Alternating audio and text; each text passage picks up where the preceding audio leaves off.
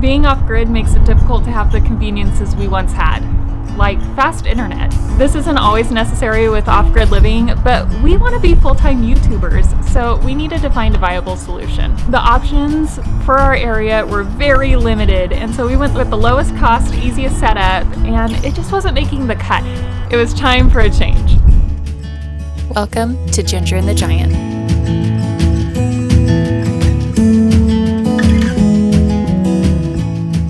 Hey guys, welcome to the channel. We live out of a 26-foot fifth wheel, and we currently have been using T-Mobile internet. It has been less than exciting. It's very slow and spotty. So we decided to make the switch. This is something we've looked into for a while, and we finally pulled the trigger. We have picked up the Starlink kit. This here, we're gonna do a little unboxing and then set it up. We're told this is gonna be a game changer. It's a little expensive to get into it. Jordan's doing homeschooling and editing. She spends hours editing. And when we have slow internet, that means it takes her even longer. And it's already tedious as it is. Check this out. The plan is to attach this to the roof of the RV, hopefully get the best signal. And Jordan's setting up the account, so let's do it. We were on the search for the perfect spot to mount our new Starlink dish, somewhere with a clear shot of the sky. Our first thought was on top of the RV, but that would require us to put extra holes on the roof, which we didn't want to do. So our next thought was attaching it to the concrete wall next to the RV. When Ginger got to the wall and held the Starlink dish up to it, we noticed the mounting hardware was too wide for the wall.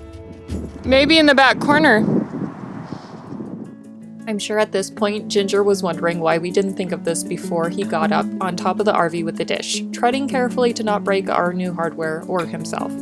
But we still had a problem. Although this was the best spot we found, only 3 of the 4 mounting legs were touching, and that made us uneasy. So Ginger decided to take a trip to our junk pile, the remains from our house demolition, to see if he could find something that could make the corner placement work.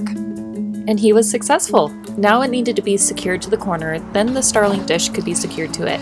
We know this isn't the best, but we were anxious to have proper internet again, and we plan to move everything when we start to build a house, whenever that may be. It's not going anywhere.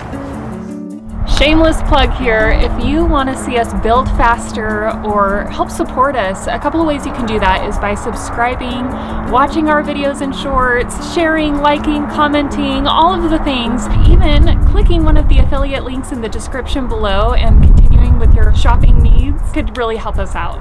And we do earn from qualifying purchases. Thank you for your support.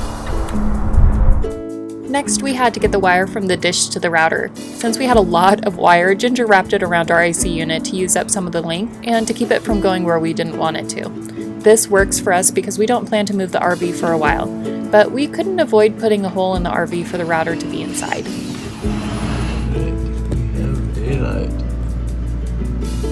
I had to pull that out of there so that this could come through. Now we gotta put that back. The installation was stuffed back into place and the counter was cleaned to make way for our newly hooked up router. And for those of you who are worried, we did not forget about the roof. Ginger patched that off camera. Time to see what was happening at the dish outside. Whoa, it's moving. It's 0%. It's set up. It's saying you need to create an account now.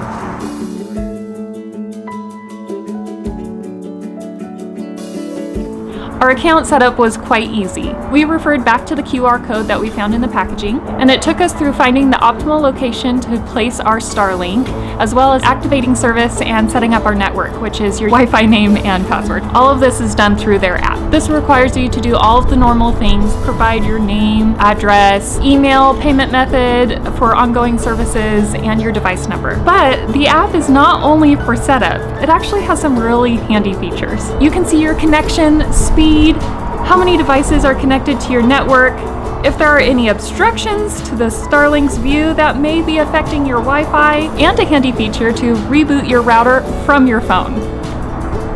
Also, did you know that these things have a snow melting feature? It is a very useful feature here in Idaho. You can even set a sleep schedule for your Starlink to conserve energy. We are now up and running.